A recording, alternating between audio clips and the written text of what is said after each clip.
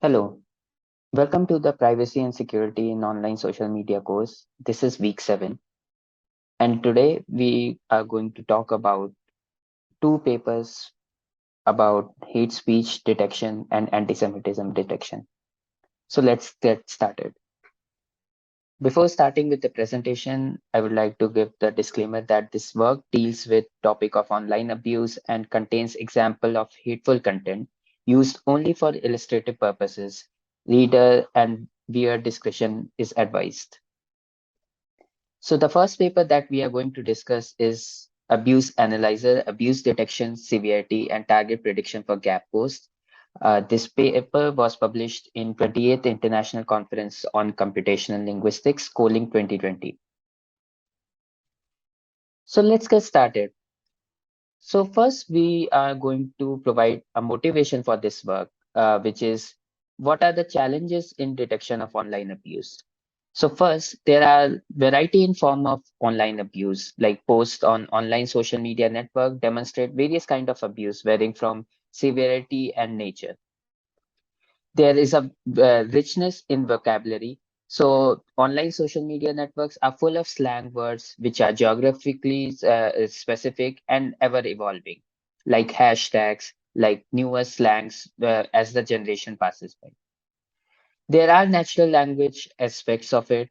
Uh, the text that is posted on online social media platforms like Twitter, Facebook, Instagram follows less grammatically coherent structure, where the data can be noisy in nature as well. And lastly, there is a variety in targets and impact set. The abuse could be targeted towards individual or groups, and it is important to study the targets to understand the impact set. So what do we mean by impact set is that if abuse is targeted towards a community, it could have greater repercussions as compared to abuse targeted to a specific individual. For example, the Capitol Hill violence that took place in United States.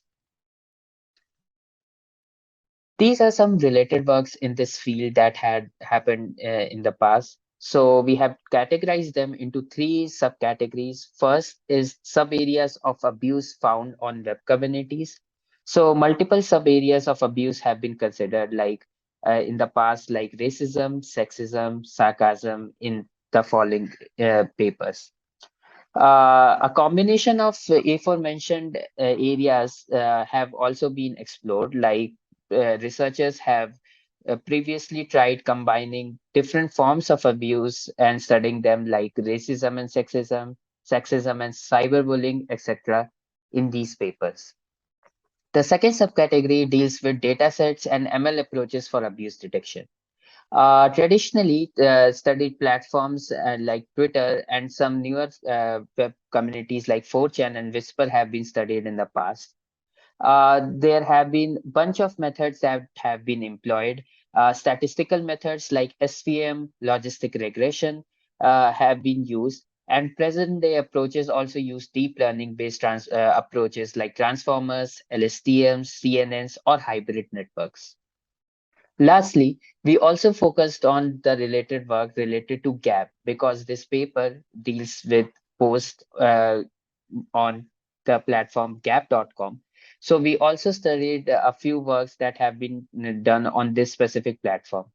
So studies related to user dynamics and nature of content shared have been studied there.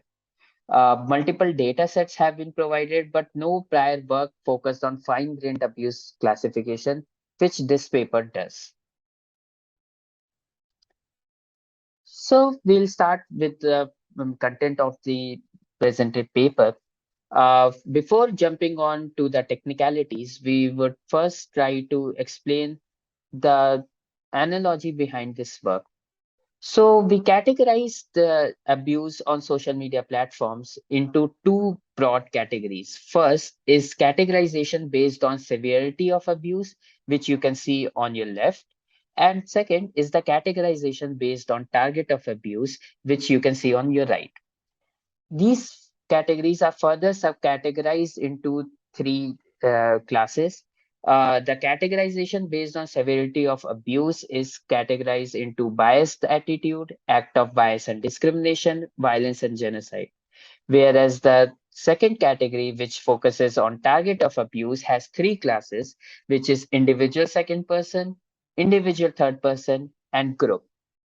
We will go through each of these classes in more detail in the coming slides.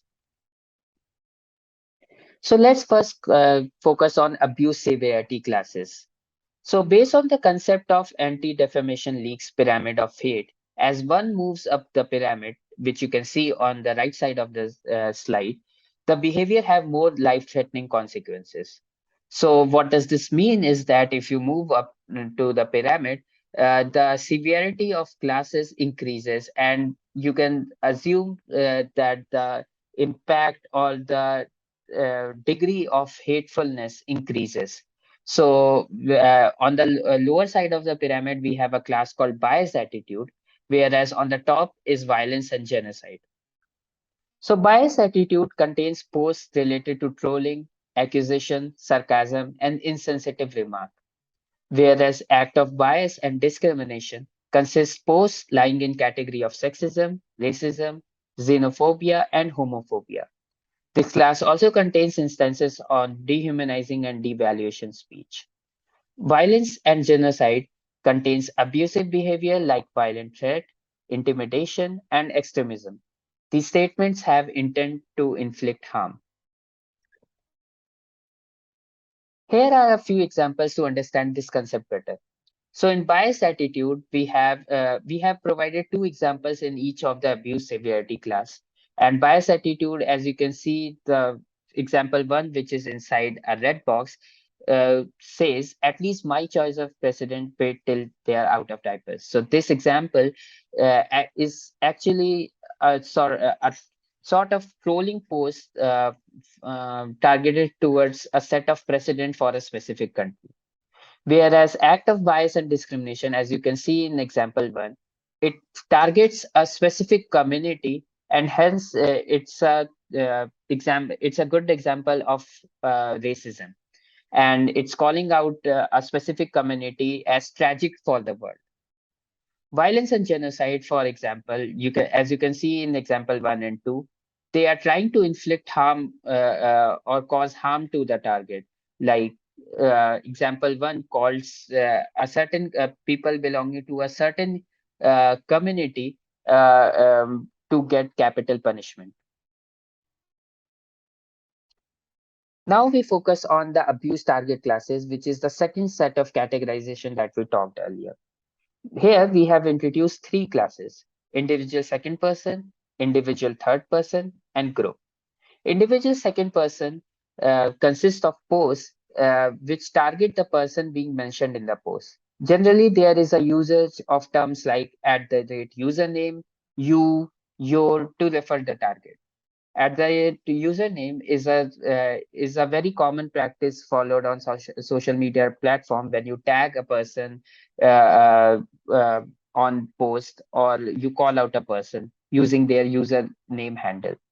Individual third person posts are classified under this category, target a third person. Usually, these posts use terms like he, she, they, etc.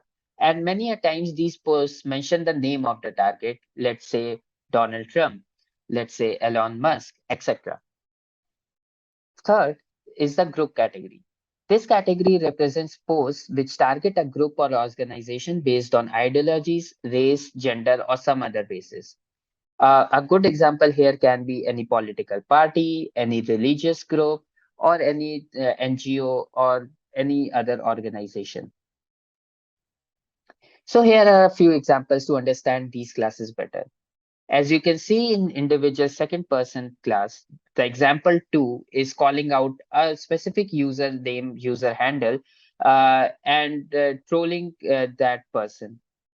In the group category, as you can see in example one, which is inside the red box, uh, uh, they are calling out a specific uh, group.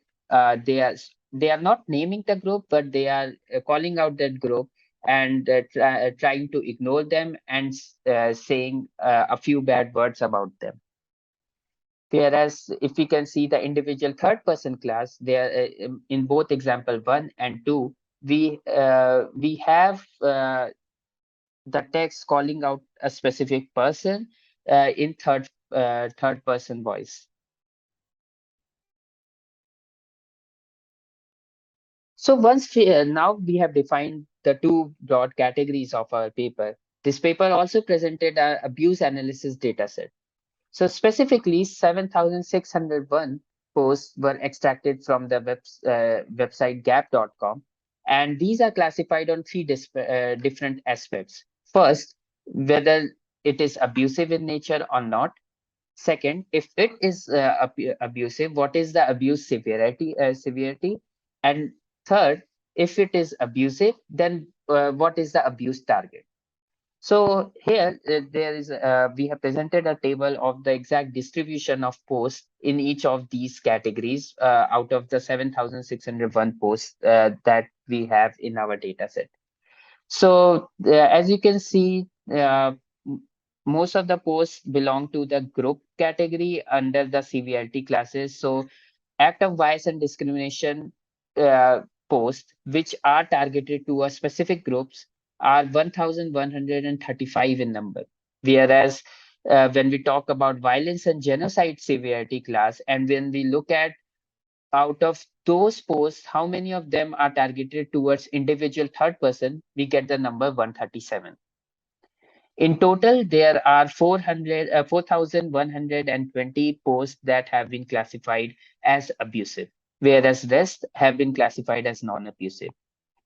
Now, natural question would be, how did we collect this data set? So we used a high precision lexicon gathered by aggregating multiple sources, and we kept the lexicon as both hateful and non-hateful. These lexicons contain keywords related to specific communities, specific type of hate, and also some non-hateful keywords so as to collect non-hateful posts as well. For the annotation part, we did annotation in a two-step fashion. First, we annotated whether the example was hate abusive or not. And then, if the example was considered as abusive, then we assigned it a class for abuse severity and abuse target. So here is a table showing some data set statistics and analysis. So we performed a simple unigram and bigram analysis for each of the two broad categorization.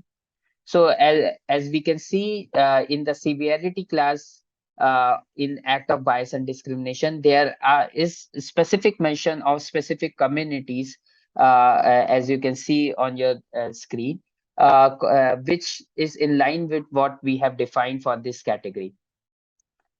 If you can see the target categorization in the second person class, the unigram are mostly related to you, your, etc. And it also has the keyword @username, which we talked about earlier. We also looked at the data sets in terms of whatever slurs were used. By slurs, here we mean the hateful and abusive keywords. Which broad category did they belong to? So for this, we categorize all the possible keyword hateful or abusive slurs or keyword into three broad categories: sexual, ethnic, and political. Sexual keywords were those which were sexually oriented or discriminated between genders. Political keywords were those hateful slurs or abusive slurs which discriminated between political parties, and ethnic slurs were those that discriminated or were hateful on the basis of difference of race or communities. So we saw that our data set mostly has ethnic slurs, although there are intersection of ethnic slurs with sexual and political, and there are three posts, as you can see in the legend, which contain all three type of slurs. But when we talk about only ethnic slurs, there are around over 1,000 posts that only contain ethnic keyword based hateful words and nothing else.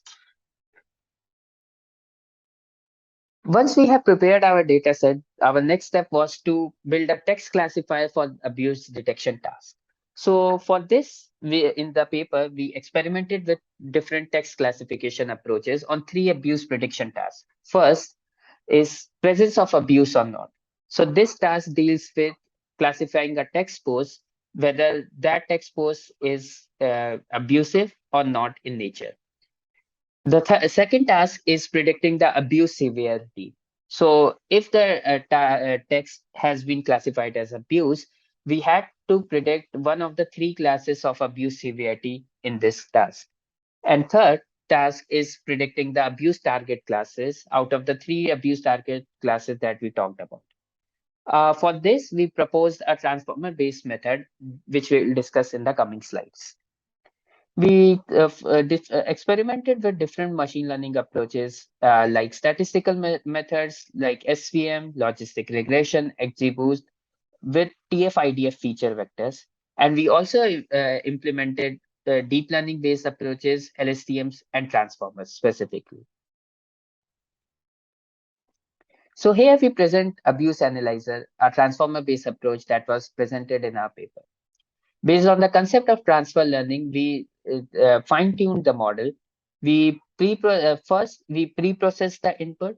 We removed punctuation, hashtags, external URLs, and converted at all the user mentions to a standard token called at user mentions.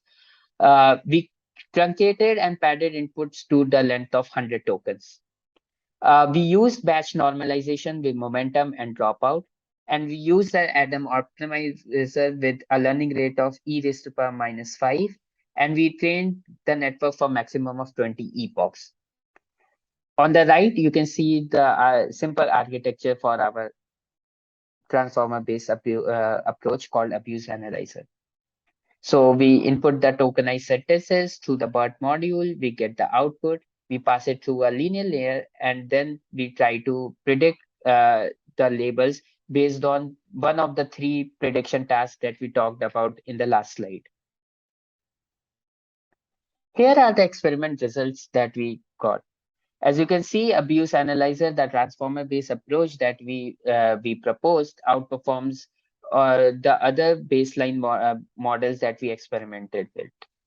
One thing to notice here is that uh, there is a difference between the performance, especially if you can see the three-class abuse severity detection.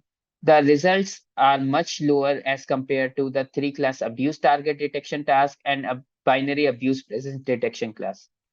We believe that this result was due to the complexity of different types of abuse that was difficult to understand for the model. Whereas the binary abuse prediction task and three-class abuse target detection class was easier for the model to handle because of the limited number of cases that the model had to consider. Another highlight for these results is the performance of the statistical methods like SVM, XGBoost, and logistic regression. Uh, One insight from these research on hateful content is that statistical methods do perform really well and sometimes um, quite in ballpark of the deep learning models because uh, hateful posts or abusive posts rely a lot on keywords, and hence these statistical methods work really well. We also performed a few case studies to analyze the errors in our detection classification task.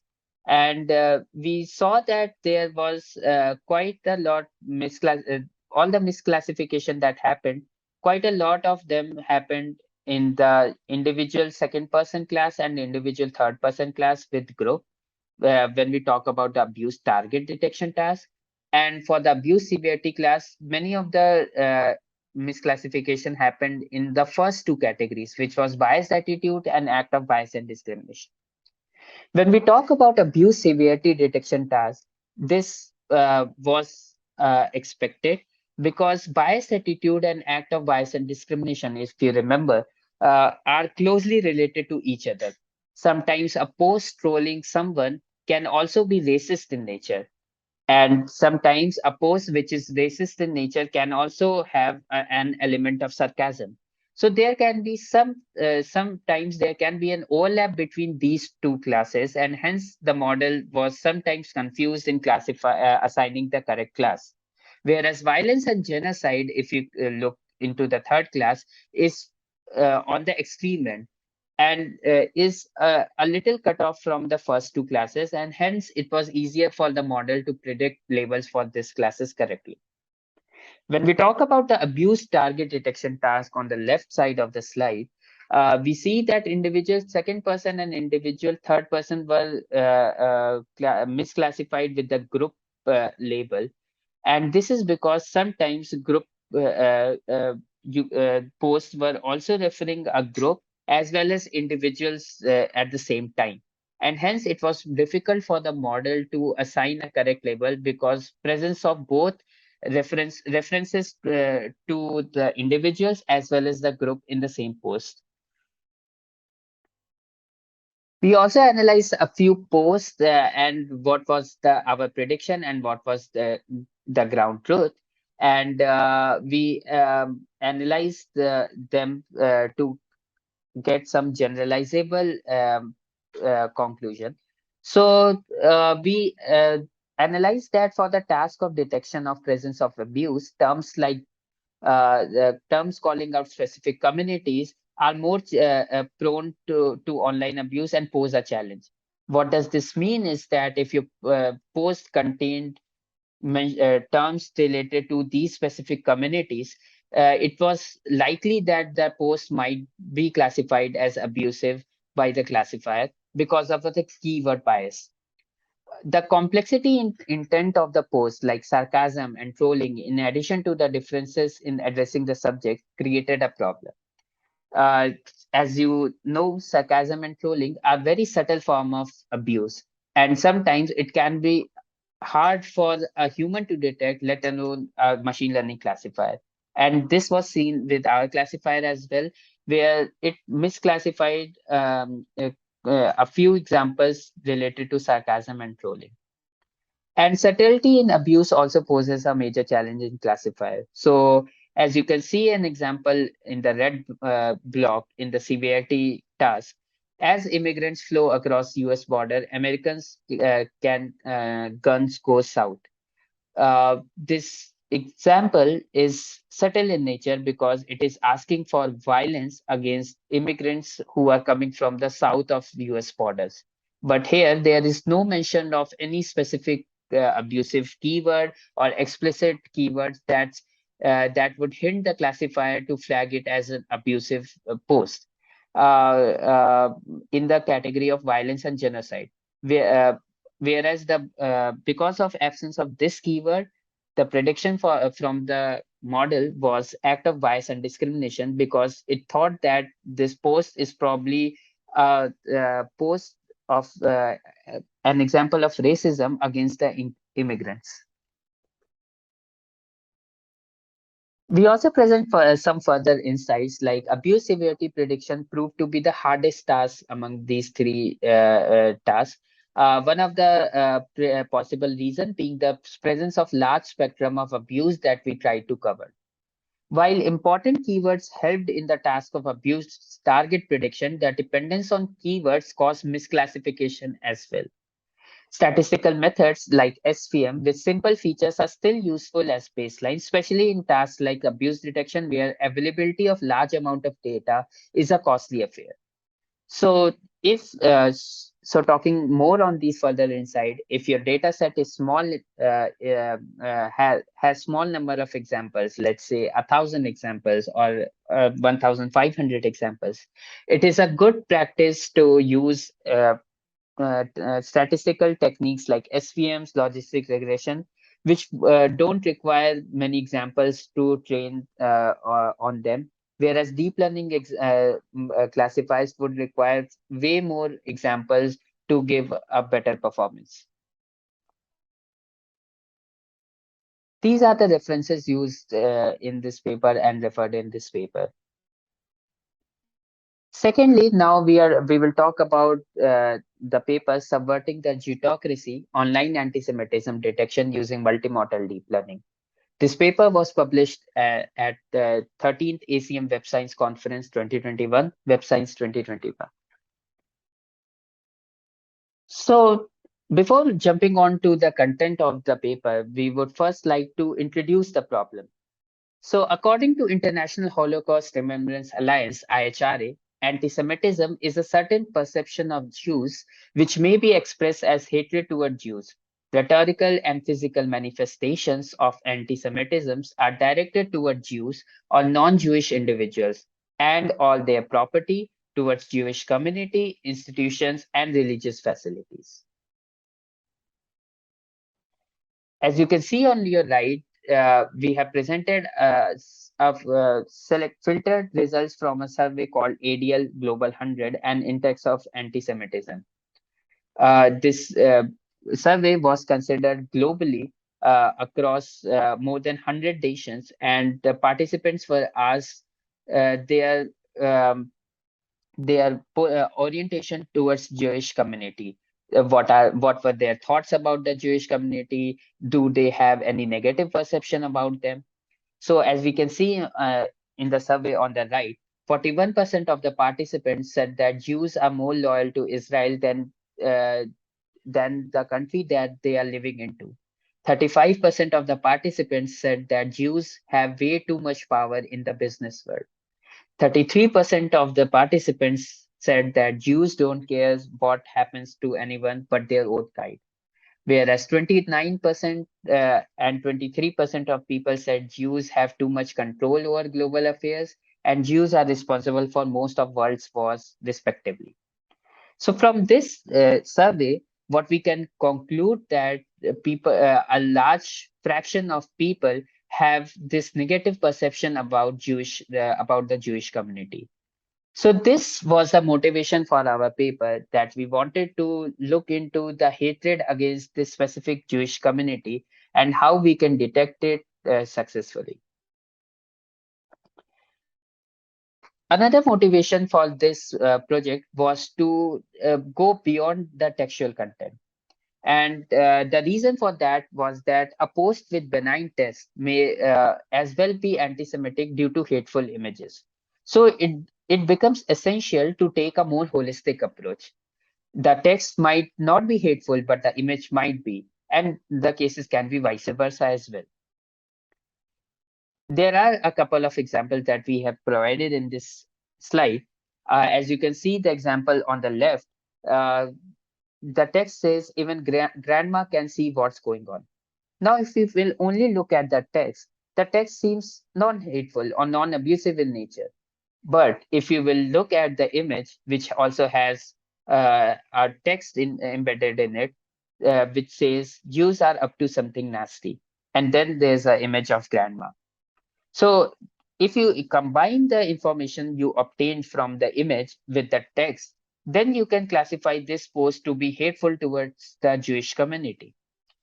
The example on the right has the text called I see blues are it at again. Now, the text doesn't seem to be hateful, but when you look at the image, then it specifically calls out that Trump's administration, a large part of Trump's administration were Jewish by religion. Now, when you just look at the image is hateful and is discriminating against Jews. So it is essential to combine the image-based knowledge with the text-based knowledge for a more holistic, for taking a more holistic approach towards detection and classification tasks. So this was the motivation behind it. A large majority of a large population believing in discrimination against Jews, and also combining these multimodal information for a better classification uh, uh, system. But before starting with the content of the paper, we would also like to present some of the challenges that we faced during this project. First was the clarity in the definition. Before this paper, there was no paper on analyzing the anti-Semitism in a quantitative way, specifically uh, providing a task of multimodal anti-Semitism detection. So hence, we struggled with the guidelines and criteria for the content to be classified as anti-Semitism. We also face challenges studying the context associated with some content. We had to spend a lot of time on gathering knowledge about the context that is crucial in cases involving online Semitism. As you can see, two examples on the right. The first is the swastika, the diagonally aligned swastika symbol, which was used in the Nazi period in Germany, which was a symbol of hate against Jews. And second is the Jewish star, which is a common symbol used in the Jewish community. So you need knowledge about these logos, these contexts, for us to study this problem in more depth and detail. Third challenge was the presence of data with multiple modalities. In many cases, the content on social media involves multiple multimodal data like images, videos, text, and speech. As we mentioned earlier, a post with benign text may well be anti-Semitic due to hateful image.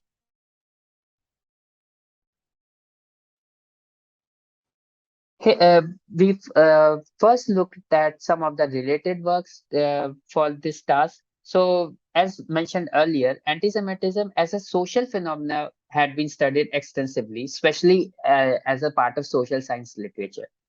And some other set of studies focused on categorization of anti-Semitism behavior. But as we mentioned earlier, there was no study looking at the multimodal anti-Semitism detection on social media posts, which was the gap that we tried to fill in this paper. When we looked at the general hate speech related study, we found a lot of deep learning architectures that use RNNs, LSTMs, CNNs for hate speech detection tasks. We also found multimodal deep learning based techniques that were developed to improve the accuracy for various tasks like visual question answering, fake news, rumor detection, and hate speech detection. So, as the first step of this study, we tried defining anti Semitism categorization that we used in this paper. We use the interpretation from IHRA's detailed definition for anti-Semitism as the basis of our annotation guidelines. Beside annotating every post as anti-Semitic or not, we also annotate them for finer subcategories of online anti-Semitism. Specifically, we referred to a book from W. Brustein for developing our categorization methodology. We categorize anti-Semitism into four classes: political anti-Semitism, economic anti-Semitism, religious anti-Semitism, and racial anti-Semitism. Political anti-Semitism is defined as hatred toward Jews based on the stereotype that Jews seek national or world power. Economic anti-Semitism is based on implicit belief that Jews perform and control economic activities which are harmful for others or the society. Religious anti-Semitism deals with bias and discrimination against Jews due to their religious belief in Judaism, which is the religion that they follow. Racial anti-Semitism, unlike religious anti-Semitism, it's based on the prejudice against Jews as a race or ethnic group. Here are a few examples for each category of anti-Semitism to understand it better. For the category of political anti-Semitism, we have an example that the Jews run Congress through threats and intimidation. So as you can see in this example, this is politically inclined and it is accusing Jews for for controlling the Congress or the Parliament of Congress is the Parliament of US and the and it is accusing Jews to run the Congress through threat and intimidation. When we looked at the class of racial anti-Semitism and we look at example one, it says that white is right, which makes the Jews always wrong. So this example is discriminating against the Jewish community based on the race, and it is trying to create a discriminative post against Jews on the basis of the white community. When we look at economic anti-Semitism, in example one, we see that the example says the driving force behind globalism is Jewish finance and greed. And religious anti-Semitism has examples which are more religious in nature and trying to discriminate against the Jewish community on the basis of the religion that they follow. So, as a next step in the study, we tried creating an online anti-Semitism dataset. The motivation for this step was the absence of any publicly available data set from online social media networks. So for the data collection part, we chose Twitter and Gap to gather data for our study. We retained only those posts which contained text as well as images. And further, we ensured that each post included at least one term from a high precision lexicon. The posts were collected based on an extensive lexicon containing negative and neutral keywords like Jewish, Hasidic, Hebrew, Semitic, Judaistic, Israeli, etc., and negative keywords that were used for the Jewish community in the past. Each example was annotated on two levels after looking at the text as well as the image. First was the binary label, which was differentiating the post as anti-Semitic or not. And second is the label of assigning this respective category of anti-Semitism. So if a post having the text and image was classified as anti-Semitic, then we also assign a specific category of anti-Semitism to it out of the four categories that we discussed in the previous slide, which is political anti-Semitism, economic, religious, or racial. The examples were annotated on two levels after looking at the text and as well as the image, as we discussed earlier. Below, in this slide, we present two tables giving the basic statistics for the two datas and the unigrams and bigrams for each of the anti-Semitism categories.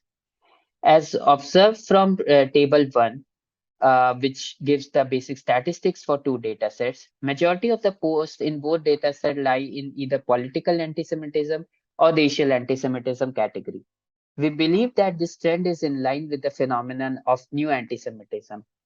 So the phenomena of new anti-Semitism deals with how anti-Semitism has evolved over time. And nowadays, most posts that express anti-Jewish sentiment are either politically aligned or racially aligned.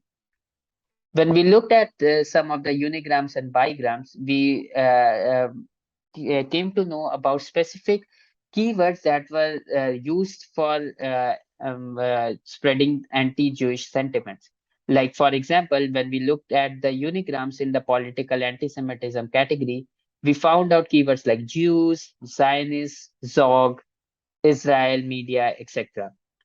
If you look at the word Zog, keyword Zog is specifically used for as a short form of Zionist uh, operated government, which actually refers to the conspiracy theory that Jewish people or members belonging to the Jewish community control the government.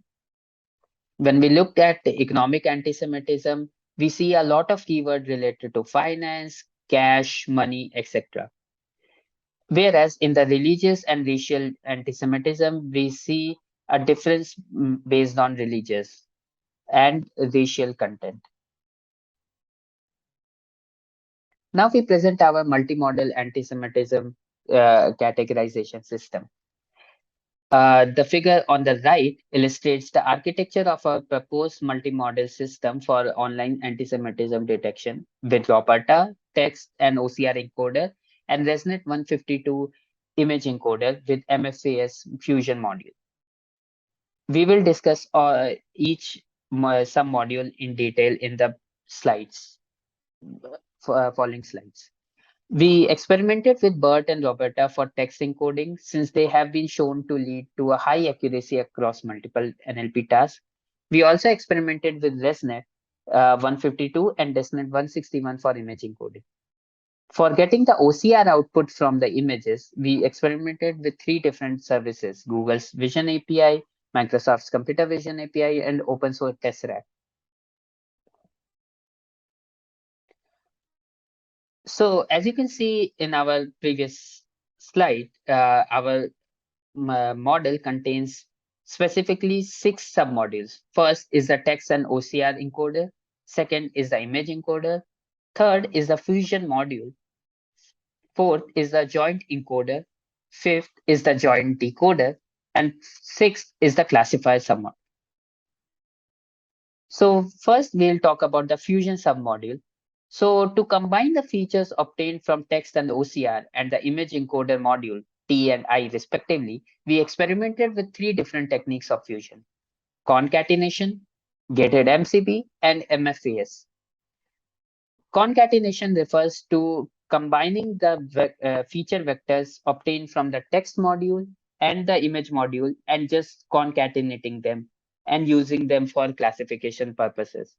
Gated MCP refers to a technique which uses the outer product based fusion to for the prediction task. And third is the MFAS approach that we used in our paper.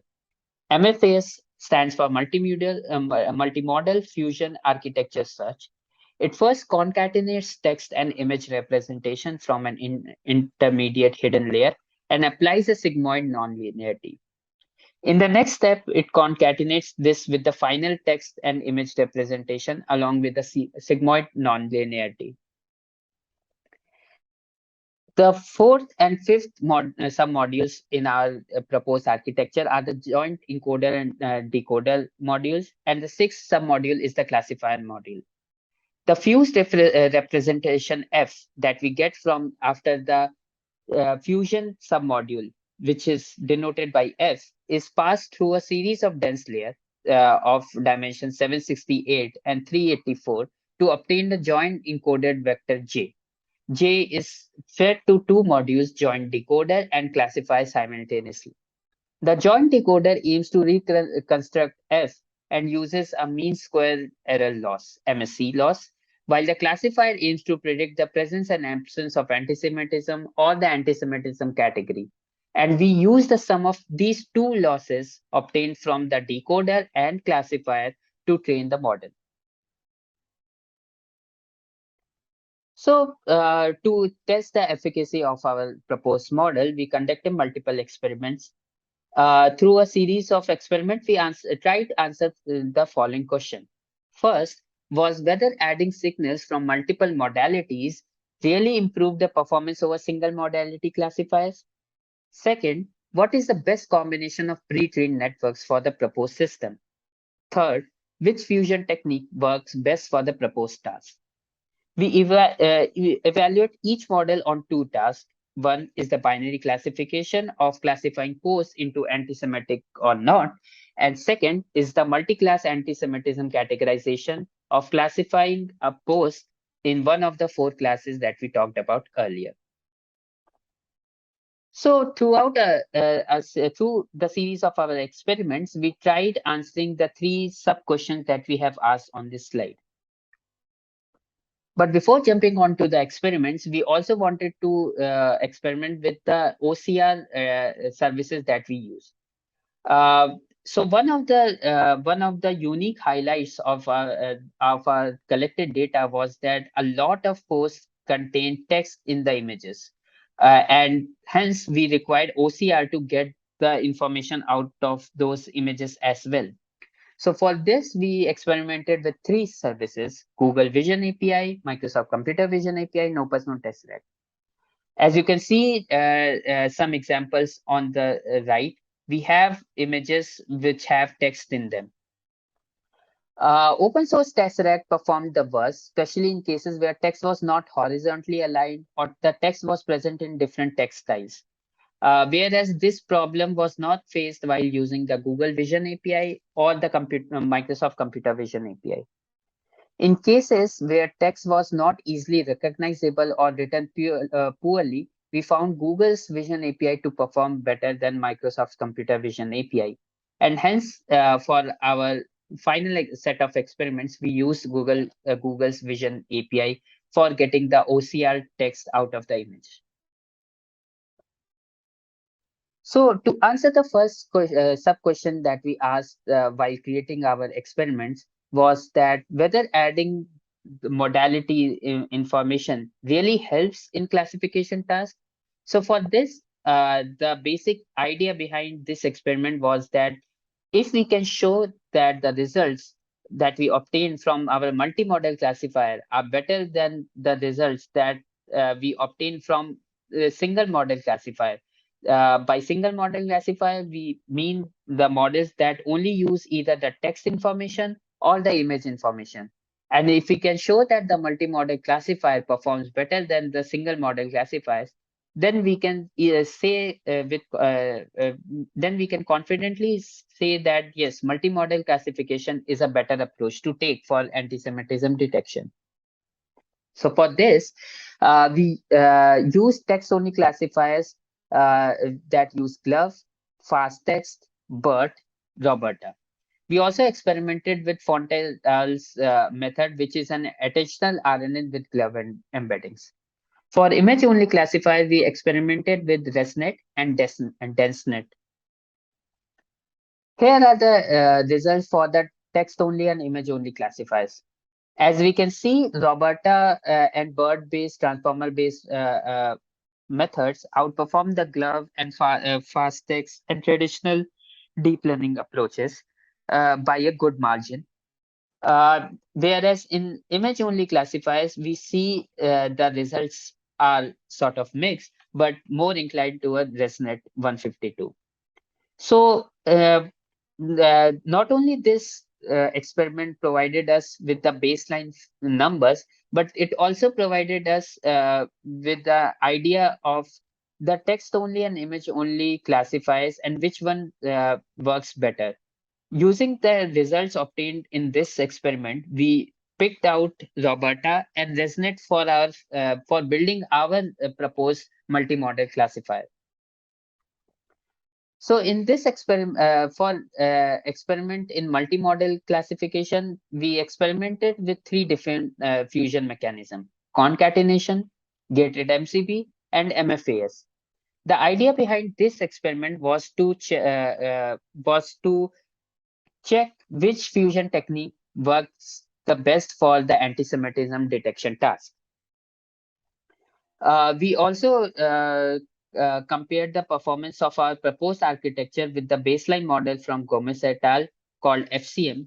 FCM uses GLOVE for text encoder and Inception V3 for image encoder.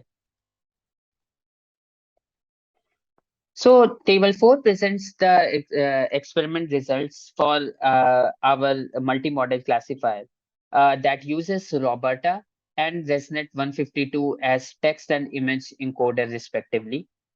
We see that MFAS-based approach for fusion outperforms the other fusion approaches in all of the cases except multi-class F1 metric. Which means that MFAS is a better approach than concatenation or gated MCP for the anti-Semitism, multimodal and anti-Semitism task. We also saw that our proposed multimodal classifier outperformed the FCM baseline by a good margin. So, using the previous two experiments, we concluded that our multi-model classifier was better than uh, the single model classifiers, as well as it was better, than the baselines that we tried on. And we also conducted the fusion experiment that also gave us the ideal fusion technique for combining the text and image encoded information. But we also wanted to analyze the working of this model and how this model is able to classify anti-Semitic posts. So for this, we conducted an attention visualization experiment. The idea behind this was to gain better insight into the proposed system. We visualize attention waves for both text and OCR module, which has the Robota component, and image module using GradCam. We took an anti-Semitic example having the text contain as some people have Jew parasites embedded in their brains, and the OCR text being liberals. As you can see on your right, the image for the post and the text for the post. The image has a person inside someone's brain, and the text image caption being liberals. The word liberals presents in the OCR text output shares higher weight with the word Jew from the post text content, as shown on the upper part of the image. So the upper part of the image is the attention text plus OCR module attention visualization using bird face. So as we can see, liberals shares a weight with Jews, uh, showing the cross attention learned by the system. So we're gonna spend a couple of minutes on understanding how to analyze this visualization. So we using BirdFish, we inputted the text and we try to analyze the attention or the influence of each word over the other word. And using this, we were able to analyze which word are trying to influence the other words or which word are more connected to the other words present in the post or in the text OCR. So as we can see, parasites has shares a high weight with the keyword Jew. The more blue the box is, it means the higher the weight is between these two keywords. Uh, the interpretation for this high weight is that parasites and Jews have been linked together, and the model is able to understand that the keyword Jew is being referred as parasite in the post. When we look at the right example over here, we see that the text obtained from the image, which is liberal, is highly linked with the keyword Jew in the post. So we also learned that the model was able to conclude that the keyword liberal is actually referring to the Jewish community, which is referred in the post. So through this visualization, we were able to see that the model is able to get these subtle hints and is able to correlate these bad words with the Jewish community and then classifying the example correctly. GradCam was used for visualization of the image in the post. So as we can see the image over here, the GradCam or our model paid large attention to uh, the image inside the brain, which is referred to a happy merchant meme. This meme is a popular derogatory meme used against the Jewish community. So through this example, we uh, we also got to know that our model was actually paying attention to the right signals for classifying the post as anti-Semitic or not.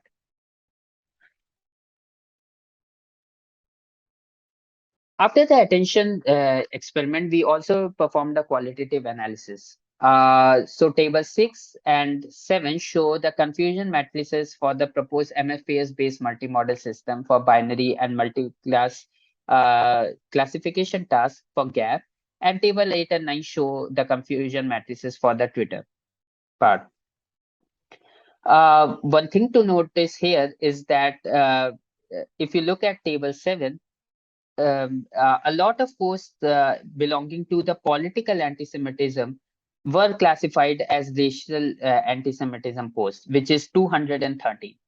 We believe that this happened because on manual inspection, we concluded that many of the politically aligned posts towards the Jewish community were also racial in nature, and this was visible in the posts that were actually labeled as racial, but also contained a flavor of political anti-Semitism as well.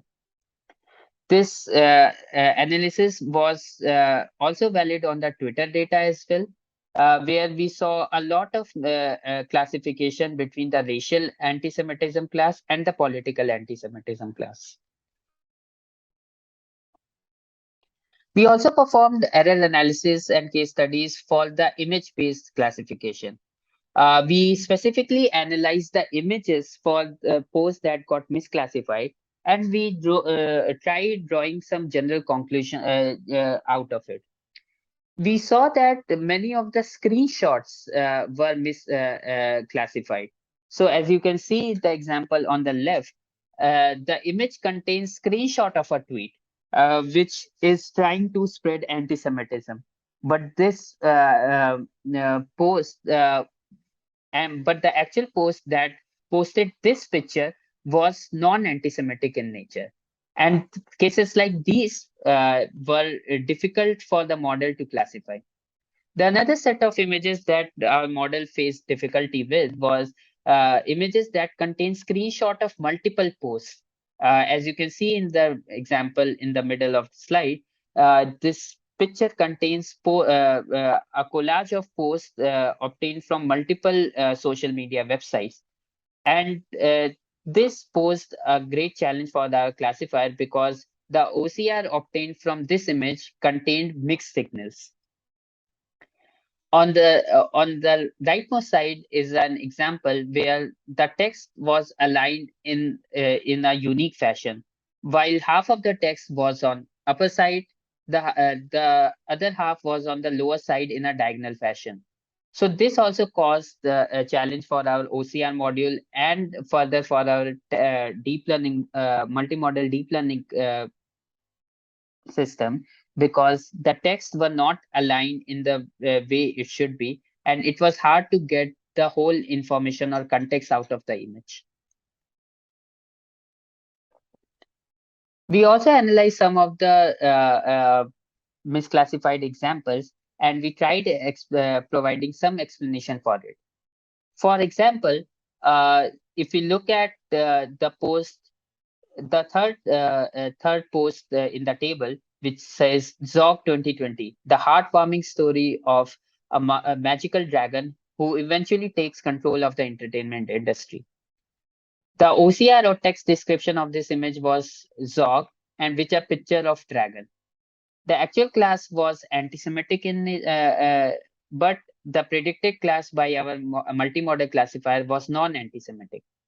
And the reason was that first, the post text contains a subtle form of sarcasm, and the post presents a case of sarcasm, as mentioned earlier, and the term "zog," which is usually used in posts which are discriminating against the Jewish community, is also used in a non-anti-Semitic way in case of a dragon cartoon, in case of a popular dragon cartoon called Zog. So here, the model got confused in analyzing whether the Zog mentioned here is the Jewish related term, or does it refer to the dragon, because the image contained a picture of a dragon.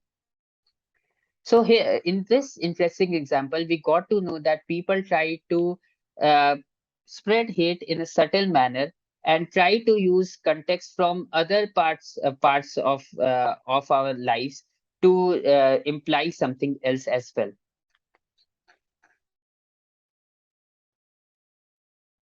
We also concluded that phrases such as Jew hating or Nazi caused the system to commit mistake due to the keyword bias. Presence of religious and racial terms also caused confusion for the system. Subtle expression of hate involving sarcasm, trolling, along with the absence of visual cues caused confusion in the classifier. New articles and tweet texts reporting news information confused the classifier, the prominent reason being the multi-column format of the text in the image. Longer text in OCR caused misclassification in many cases. These are the references that were used in this paper. Thank you. That concludes the presentation. And please feel free to put your questions. Thank you.